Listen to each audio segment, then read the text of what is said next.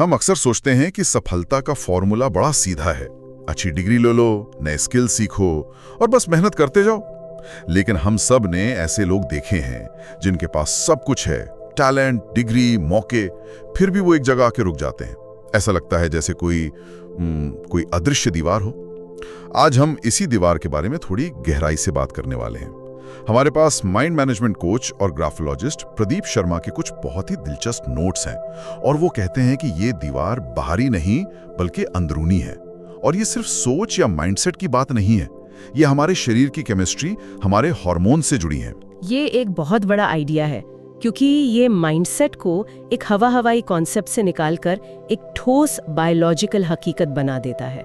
मतलब जिसे हम मानसिक रुकावट कहते हैं, उसे हम असल में अपने शरीर के अंदर माप सकते हैं, उसे देख सकते हैं और यहाँ तक कि बदल भी सकते हैं। और इस पूरी बातचीत के सेंटर में एक खास केमिकल है, ग्रोथ हार्मोन। ग्रोथ हार्मोन, ये नाम सुनते ही ज्यादातर लोगों को स्कूल की बायोलॉजी क्लास याद आती है ना? जब हमारी हाइट बढ़ रही होती थी।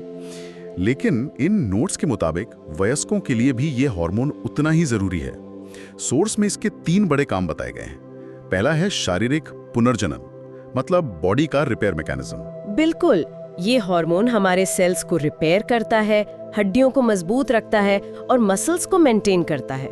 इसके बिना शरीर थका हुआ और कह सकते हैं बूढ़ा महसूस करता है।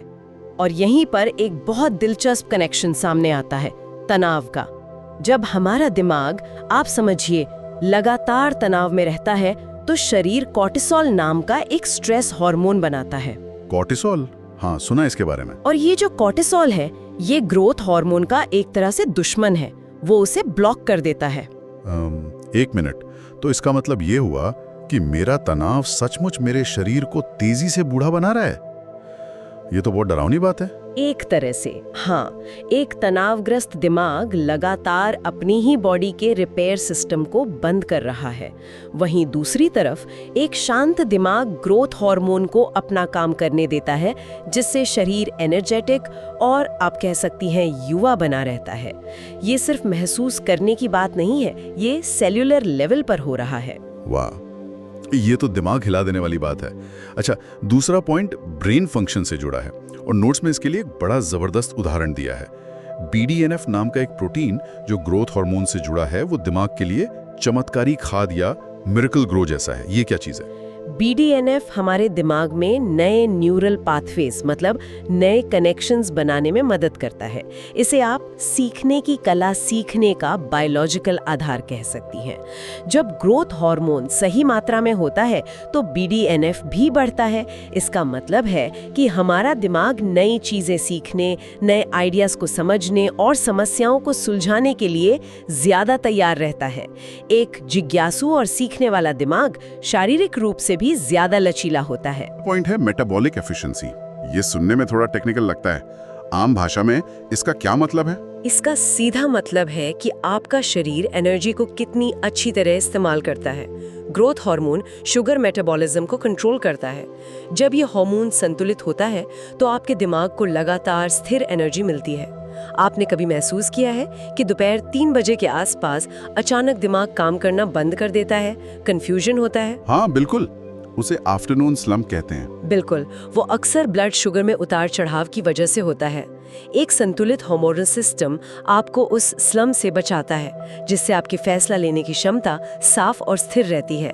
खराब बिजनेस फैसले अक्सर थके हुए दिमाग से ही लिए जाते हैं। ये तो कमाल की बात है कि हमारा शरीर इस तरह काम करता है। लेकिन ये सब जानने का क्या फायदा अगर हम इसे कंट्रोल ही नहीं कर सकते? क्या हमारे पास इन हार्मोन्स को मैनेज करने का कोई तरीका है? हाँ, और यहीं पर इन नोट्स का सबसे बड़ा आइडिया आता है, माइंड मैनेजमेंट। इसे सोर्स में मास्टर की यानी मास्टर चाबी कहा गया है।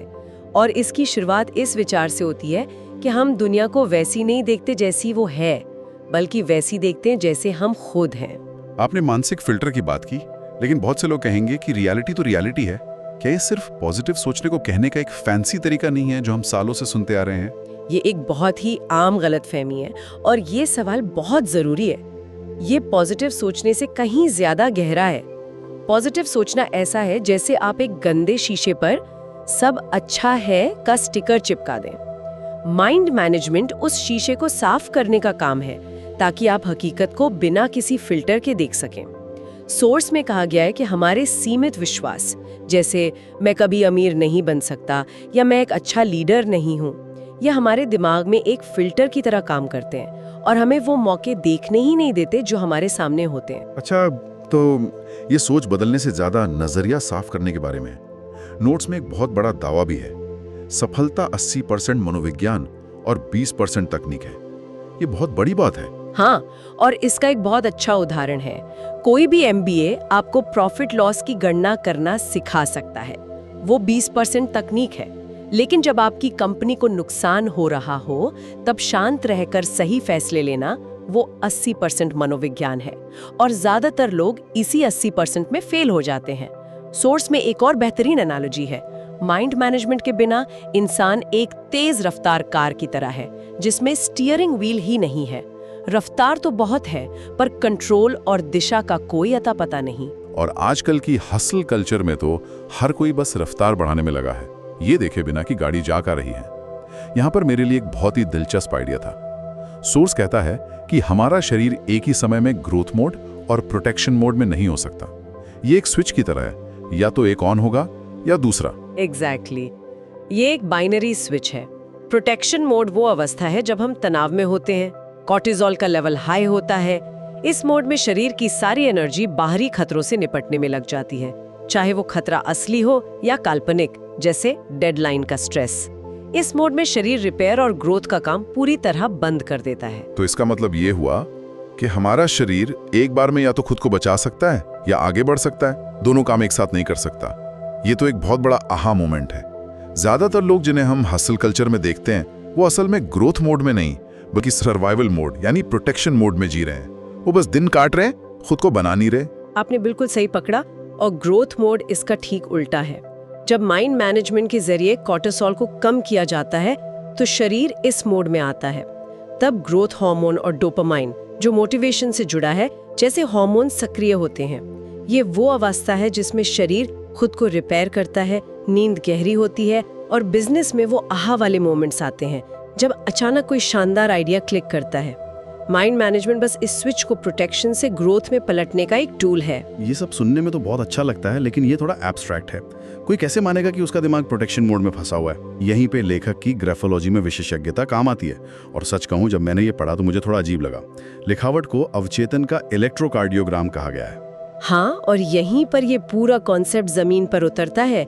ये मानसिक बाधा जैसी एब्स्ट्रैक्ट चीज को एकदम रियल बना देता है। जैसे आप देख सकते हैं, ये एक डायग्नोस्टिक टूल बन जाता है।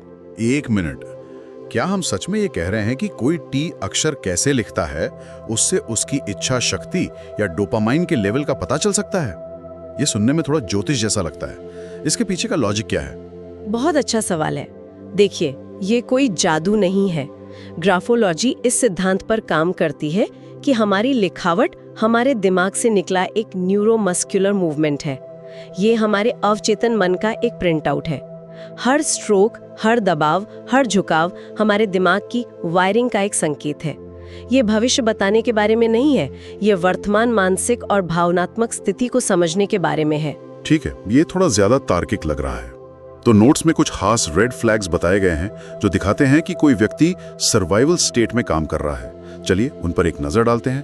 पहला है कमजोर टी बार। इसका क्या मतलब है? जब कोई टी अक्षर लिखता है तो उस पर जो सीधी लाइन होती है, मतलब क्रॉस बार, अगर वो बहुत हल्की, छोटी या नीचे की तरफ बनी हो तो ये कमजोर इच्छा शक्ति और कम डोपामाइन का संकेत माना जाता है। ये ऐसे व्यक्ति को दिखाता है जो बड़े लक्ष्य तो बनाता है, लेकिन उन्हें पूरा करने के लिए जरूरी ऊर्जा या मोटिवेशन नहीं जुटा पाता। ये जीवन के प्रति एक कल करेंगे वाला रवैया दिखाता है। अच्छा, तो एक मजबूत टी बार कैसा दिखेगा? वो अक्षर के ऊपरी हिस्से में होगा, मजबूती से, और दाईं ओर थोड़ी ज्यादा लंबाई के साथ बनाया गया होगा। ये दृढ़ संकल्प और लक्ष्यों के प्रति उत्साह को दर्शाता है। दिलचस्प है। दूसरा रेड फ्लैग है भारी नीचे की ओर दबाव। मतलब लिखते वक्त नीचे जाने वाले स्ट्रोक्स पर ज्यादा जोर देना। हाँ, जब कोई य या जे जैसे अक्षर लिखते हुए नीचे की तरफ बहुत ज्यादा दबाव डालता है तो ये अक्सर पुराने भावनात्मक बोझ या तनाव को ढोने का संकेत होता है। ऐसा महसूस होता है जैसे वो व्यक्ति कागज पर अपना गुस्सा या फ्रस्ट्रेशन निकाल रहा हो। बायोलॉजिकली यह हाई कॉर्टिसोल और शारीरिक थकावट से जुड़ा हो सकता है। मैंने कई बार स्ट्रेस में खुद को ऐसा करते हुए महसूस किया है, जैसे मैं शब्दों को कागज में खोदना चाहती हूँ। मैं भी इसे रिलेट कर सकता हूँ। और तीसरा है उलझी हुई लाइनें, खासकर नीचे आने वाले लूप्स में जैसे जी या वाई में। हाँ, अगर ये लूप्स अगली लाइन के अक्षरों से जाकर उलझ जाते हैं तो ये खराब व्यक्तिगत सीमाएं, मतलब पुअर पर्सनल बाउंड्रीज, मानसिक अव्यवस्था और एड्रीनल थकान का संकेत देता है। ऐसा व्यक्ति अक्सर एक साथ बहुत सारे कामों में उलझा रहता है और किसी भी एक चीज पर ठीक से ध्यान नहीं दे पाता है। उसकी सोच में स्पष्टता की कमी होती है। तो मेरे स्कूल के टीचर सही कहते थे कि गंदी लिखावट का मतलब गंदा दिमाग होता है। खाते हैं, देखो, ये भारी स्ट्रोक तुम्हारा तनाव है या ये उलझे हुए लूप्स तुम्हारी कंफ्यूजन है। तो मानसिक बाधा का आइडिया सिर्फ एक शिकायत नहीं रह जाता, वो एक ठोस दिखाई देने वाली समस्या बन जाती है जिसे हल करना है। ओके, तो अब तस्वीर थोड़ी साफ हो रही है। हमारे हार्मोन्स हमारे शरीर और दिमाग को चलाते हैं, हमारा माइंड उन हार्मोन्स को कंट्रोल करता है और हमारी लिखावट दिखाती है कि हमारा माइंड असल में कर क्या रहा है।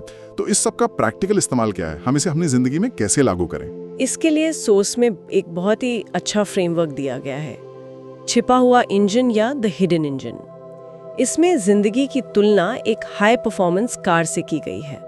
ठीक है, मैं इस एनालॉजी को पसंद करता हूँ। तो इस कार में आपकी एकेडमिक डिग्री और स्किल्स उस कार का ईंधन यानी पेट्रोल है।